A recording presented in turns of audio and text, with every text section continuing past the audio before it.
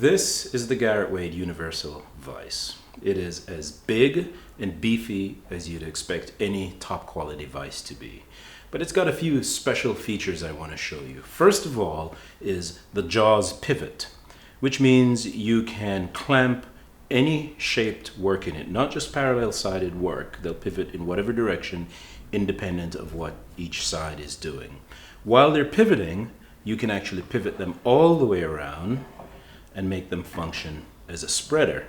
And you and I both know, if you've ever built anything, then you've needed to take things apart. And it's nice to have a controlled way to do so instead of having to beat things apart with a hammer. The jaw capacity, if you want to open them all the way up, they go out to 5.5 inches. Also, take note of this really nice design feature, which is just this quick and smooth screw for controlling it. No awkwardness or slamming around. I can also change the position of the entire vise. There's a really big wing nut underneath it. I just have to loosen that a little bit, pivot it around, and then crank it. It's got plenty of beef for me to hold on to, so I can really torque it down. And now I'm ready to work with it in this new position.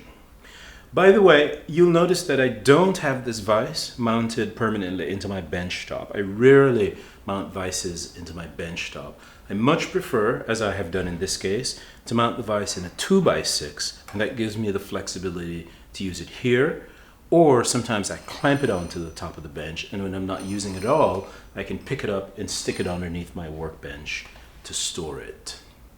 I'm going to show you the beauty of how this vise clamps non-parallel sides. This table leg is a classic example.